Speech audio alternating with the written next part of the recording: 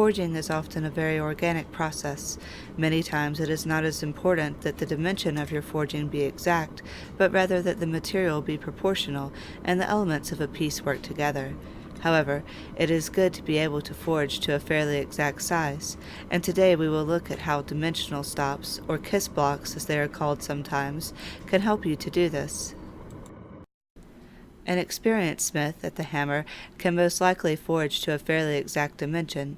Attempting to forge this way is good practice and vital to your growth as a smith. There are a lot of things that adding a stop between the dies cannot do for you, but one thing it can do is give you consistency in your final dimension. That said, it still requires skill to get that consistency and strategy to turn that consistency into an exact dimension. Because if you use a 3/4 inch stop, you will not necessarily get a 3/4 inch forging.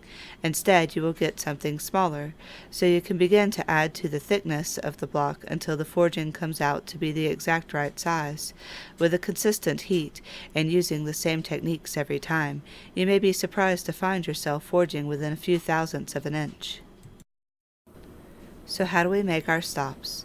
We have found that with some great effort, you can make stops that will last for years. But the effort required is not worth the return.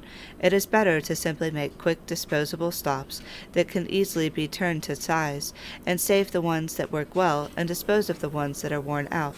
This keeps the process of forging to a new dimension quick and simple. We also prefer to attach the stop to the dies using a simple C-clamp or a saddle. This seems to last for quite a while, and many other methods require considerably more effort for little better results. We have even made custom dies with tapped holes in the ends to hold stops, but at the end of the day, the C-clamp works very well for most applications. Undoubtedly, nothing holds its ground between the dies of the hammer if you bear down on it, and to get the best results, both in consistency and longevity of the stop, you should forge through the hot steel and ease up once you begin to hit the block.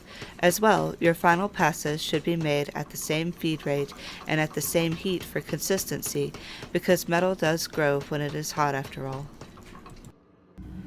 Of course, checking your results is very important, and while we are using calipers here, simple dividers can help you to hone in a dimension as well as let you know when your stop needs to be built back up or replaced. In the end, consistency gives you the ability to gain great accuracy. Thanks, and subscribe to keep up with what is new with Blue.